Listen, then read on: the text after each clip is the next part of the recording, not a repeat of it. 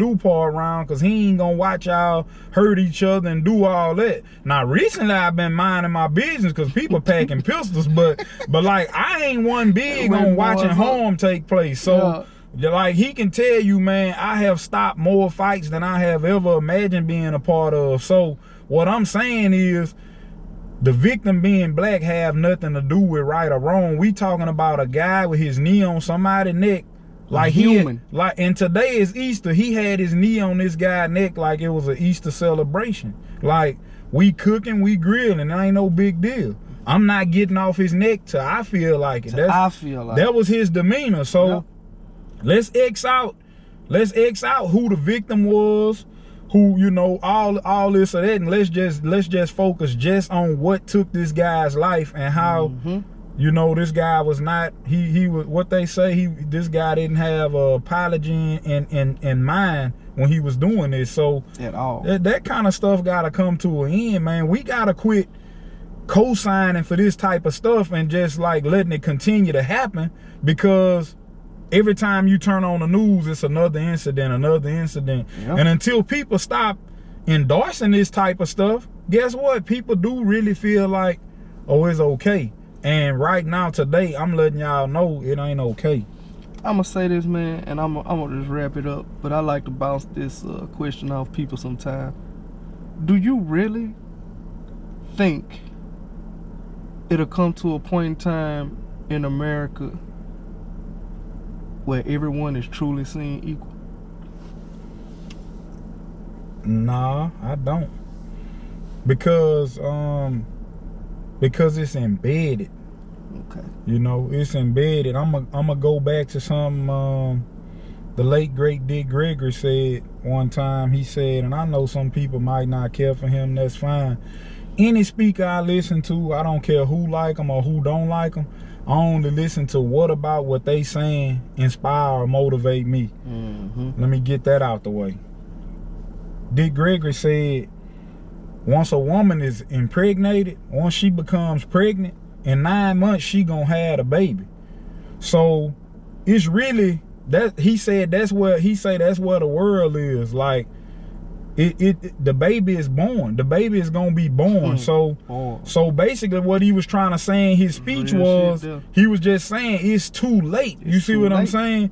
So while I don't think everyone will ever be seen as equal, I do think a level of respect can be put on a situation to where, even though everyone is not looked at as equal, we can fake like we looked at as equal. You see what I'm saying? Because the world ain't gonna ever be 100% real, because the world was built fraudulently. You see what I'm saying? So you can't expect to get real out of something fake. So what I am saying is, let's put a certain level of respect on each other to where even if it ain't equal, it ain't obvious.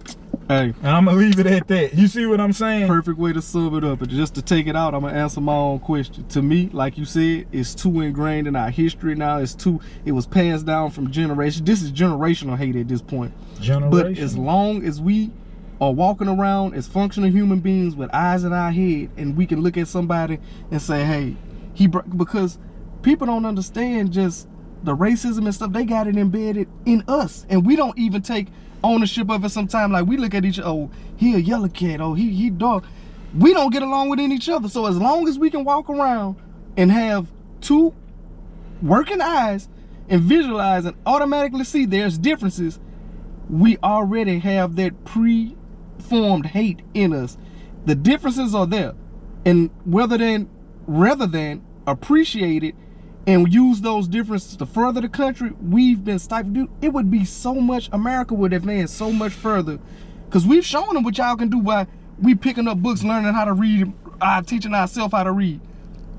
We got inventors that invented the stoplight, heart surgery. So we showed that you don't even want us in the arena with y'all, and we picking up scraps and we showing you what we can do with just what you have left over. Imagine if we were all inclusive and we took all our knowledge and just pushed this country forward. But like you said, that's not what's gonna happen. But it just has to get to the point where it's not so flagrant and it's not so blatant. Like, we shouldn't have to sit and look at a George Floyd death and wonder, will Derek Chauvin be convicted? We should be like, okay, that was automatic. I see this with my own 2 eyes. Nobody's going to insult my intelligence and tell me otherwise. That should be open and shut. But what we've seen open and shut is not open and shut in America, or with people of darker color hues. So, like you said, hopefully we can eventually get to a point where it's not so flagrant, it's not so out in our face. And I don't like to do politics, but I do just tell the truth. I don't care if it was Republican or Democrat. The last administration opened the door with a lot of this comfortability with racism being brought to the forefront again. And like your quote was saying, it had been suppressed to where we knew. Like, we knew cops, okay, yeah, we know we going to shopping in the store. They looking at us a little harder than they looking at that white person. Or they looking at us a little harder than they looking at that Asian person or whatever. But it was a little more hidden. After that last term, that last administration left the White House, people felt more comfortable bringing it back out with the rhetoric he was spitting on TV, and it's just, oh man, all types of insults to cultures and people of disabilities. So people got more comfortable with ignorance and putting it out to the forefront, because no matter what people says, leadership always sets the standard, always sets the measuring stick for how everything else will flow, whether it's in your barbershop that you have, whether it's in my workplace that I'm a part of. Your leadership will always dictate how everybody else flows and